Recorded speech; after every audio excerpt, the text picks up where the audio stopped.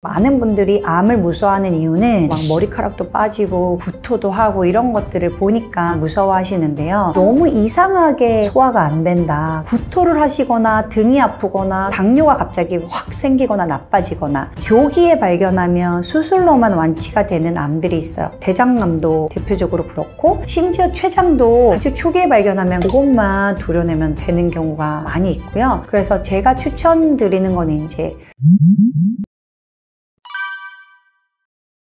만약에 어떤 공간에 여러분이 3명 있다, 그럼 그 중에 한 사람은 반드시 암 환자가 되는 그런 확률이거든요. 우리는 되게 장수하고 싶어하는 열망이 엄청 큰 나라예요. 그래 이제 코로나 때 보면 알 수 있는데, 유럽 사람들은 마스크 쓰라고 하면은 나의 자율권을 침해하지 마라, 그러고는 막 그냥 걸리면 걸리는 거지, 죽으면 죽는 거지, 인생이 그렇지, 이렇게 생각하는데, 우리는 막 어떻게든 감염이 안 되려는 그런 게 있어요. 그래서 이 삶의 의지가 되게 큰 민족 중에 하나고, 암은 아주 예전부터 암 진단 그 자체보다 그 이후에 가는 삶의 여정이 너무 고통스럽기 때문에 그거를 이제 좀 본 사람들은 당연히 다 무서워하게 되는 거죠. 저는 되게 큰 대학병원에 있었기 때문에 암이 살면서 4개 생기는 분도 계시고요. 처음에 어떤 위암이 있으셨는데 몇 년 뒤에 또 폐암이 생기시고, 그 다음에 유방암에 뭐 이렇게 생기시는 분들도 있고, 그 다음에 이제 모르고 지내다가 되게 젊은 분인데 이제 위암, 그런 건 되게 안타까운 것 같아요. 왜냐면 우리나라 같이 병원 가기가 쉬운 나라가 없는데, 뭔가 자기 생활이 바쁘고 그런 이유로 미리미리 이제 좀 확인해보지 못해서 놓쳤던 것들, 그게 좀 안타까운 것 같아요. 암세포는 지금도 우리 몸에 생겨요. 생겼다가 우리 몸의 면역세포가 걔를 죽이고, 그래서 계속 싸우고 이기고 막 이렇게 하고 있는 거거든요. 그래서 하루에도 여러 번 생겼다가 없어지는데, 이게 이 균형이 우리가 이제 점점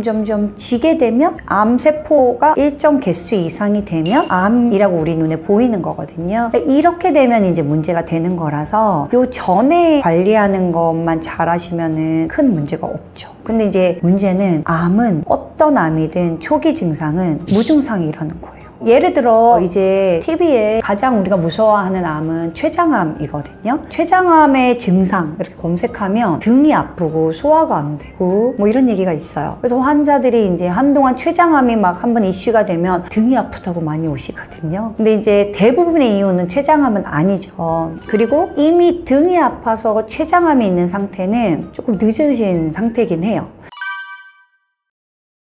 고열 중에서 불명열이 있어요. 열이 날 만한 원인이 있지 않은데 계속 열이 나는 분들은 이제 2가지를 확인해야 되는데요. 어떤 결체 조직에 문제가 있나, 암이 있나, 이런 거를 보게 되는 거죠. 고열은 이제 주로 어린이들 암 중에 이제 뭐 백혈병이나 이런 거에 좀 동반되는 경우가 있고, 그다음에 림프에 문제가 되는 경우에 동반되는 경우가 있어서 확인을 하는데, 이게 또 똑같은데요. 고열이 있다고 다 암을 걱정할 필요는 없죠. 그냥 감기인 경우가 99.9%인 거예요. 그런데 이제 우리가 의학적인 측면에서 여러분들과 우리가 보는 관점이 다르다는 걸 이해하셔야 돼요. 내가 의사인데 체중이 빠지는 분이 온다. 만약에 젊은 분이 체중 감소로 온다. 그럼 암을 제일 먼저 의심하진 않아요. 여자분들은 뭐 갑상선 기능이 문제가 있나, 아니면 당뇨가 있나, 뭐 이런 거를 확인을 하고, 중년 이상이다. 그러면 반드시 모르고 지나가는 암이 있는 건 아닌지 확인하도록 돼 있는 게 가이드라인이에요. 여기서 포인트가요, 체중 감소와 고열이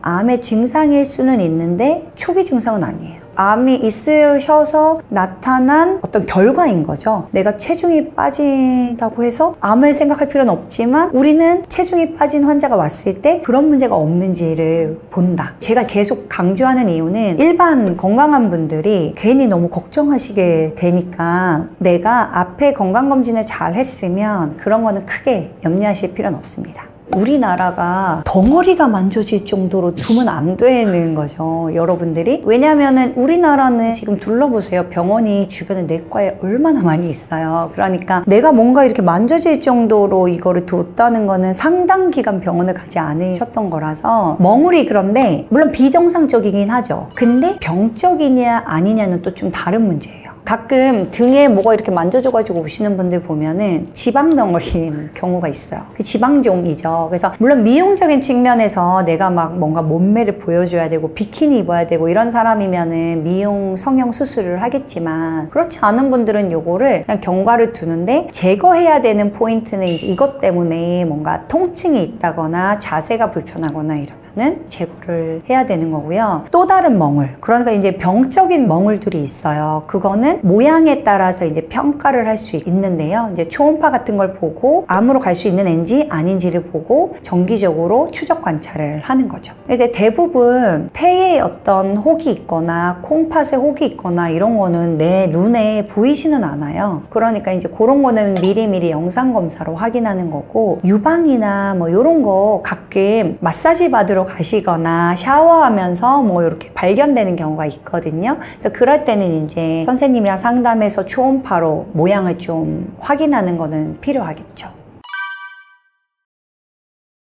소화가 안 된다 그러면 그거를 너무 미루지 마시고 병원을 한번 가보시는 거는 필요하고, 전후 관계가 되게 중요한데요. 위암이 있는 분들이 소화불량이 있는 건 맞아요. 근데 일기에는 없어요. 대장암도 증상 중에 변이 가늘게 나오는 게 대장암의 증상 중에 하나거든요. 대장에 어떤 덩어리가 생기니까 변이 그게 바나나로 못 나오는 거예요. 그래서 찡겨가지고 나오니까 변 굵기가 가늘어지는 게 증상인데, 그것도 일기에는 나타나는 증상이 아닌 거죠.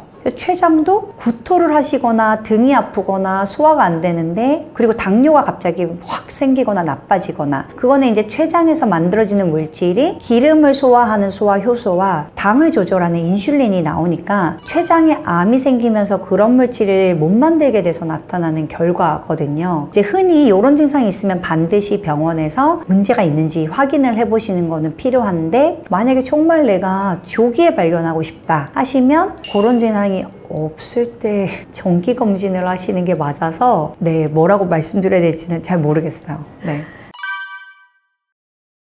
아마도 많은 분들이 암을 무서워하는 이유는 항암 치료를 하면서 막 머리카락도 빠지고 구토도 하고 이런 것들을 보니까 무서워하시는데요. 조기에 발견하면 수술로만 완치가 되는 암들이 있어요. 대장암도 대표적으로 그렇고, 심지어 췌장도 아주 초기에 발견하면 그냥 그것만 도려내면 되는 경우가 요즘 많이 있고요. 그래서 이제 조기에 발견하는 사람은 그것만 해결하면 암이 없는 사람이랑 똑같이 지낼 수 있는 거예요. 근데 이제 여기서 조금만 지나가면 이제 항암 치료나 방사선 치료를 추가적으로 해야 되는 경우가 생겨서 번거로운 일이 생기고, 거기서 조금 더 지나가면 이 수술을 할 수 없는 거죠. 이 상태는 어떤 거냐면 이제 다른 장기로 전이가 되거나 이러면 수술로 이걸 없앤다고 몸에 암을 없앨 수 있는 게 아니다 보니까 전신의 항암 치료를 해야 되니까 이제 얘기가 좀 복잡해지는 거죠. 그래서 제가 추천드리는 건 이제 정기검진, 건강검진, 나라에서 무료로 해주는 거를 잘 활용하면서 챙기는 거, 그거가 좀 중요할 것 같아요. 제가 항상 환자분들한테 말하는데, 생일에 할 일, 내 생일에 할 일, 뭐 이렇게 막 술 마시고 파티하고 이거 할 일이 아니라 내 생일이 있는 달에 건강검진을 하세요. 내 생일이 있는 달에 건강검진을 하면 잊어버릴 수가 없어. 예를 들어 내가 4월이 생일이다 그러면 그 달에는 내가 건강검진을 해야지. 젊으신 분들은 막 모든 영상검사를 다 하실 필요는 없지만 혈당이나 콜레스테롤이나 소변검사 이런 거를 병원에 가서 상담하고 하셔도 되고요. 그 다음에 더더군다나 질병이 생기신 분들이 있어요. 고혈압이나 당뇨, 이런 분들이 1년에 한번 꼭 확인하셔야 되는 검사들이 있거든요. 이런 것도 생일이 있는 달에 해놓으면은 잊어버리지를 않아요. 그래서 내가 바쁘지만 생일이 있는 달에는 내 자신에게 선물을 준다, 그래서 요거 좀 챙겨주겠다, 이렇게 선택하시면 좋을 것 같아요. 근데 이제 이게 득과 실이 있는데요. 쓸데없는 걱정을 만들긴 해요. 그러니까 이제 걱정을 전혀 안 해도 되는데 그냥 막 물혹 같은 게 생기는 바람에 이거를 뭐 의사가 몇 개월 뒤에 또 오세요, 1년 뒤에 또 오세요 이러면 이거 크기가 커지는 것도 아닌데 왜 이렇게 계속 돈을 써가지고 해야 되나, 아니면 이게 나중에 문제가 되진 않을까, 이런 걱정을 하시는 경우는 있어요. 그래서 이런 컨트롤은 좀 필요한데, 저희는 이제 어쨌든 아주 심한 환자들을 보다 보니까 이런 분들이 조금 미리 확인했으면은 이런 정도는 안 되고 완치가 될 수 있었을 텐데 하는 경우를 보다 보니까, 여러분들한테 이제 암 검진이나 아니면 만성질환 이런 거는 좀 확인하라고 항상 권해드리긴 하죠.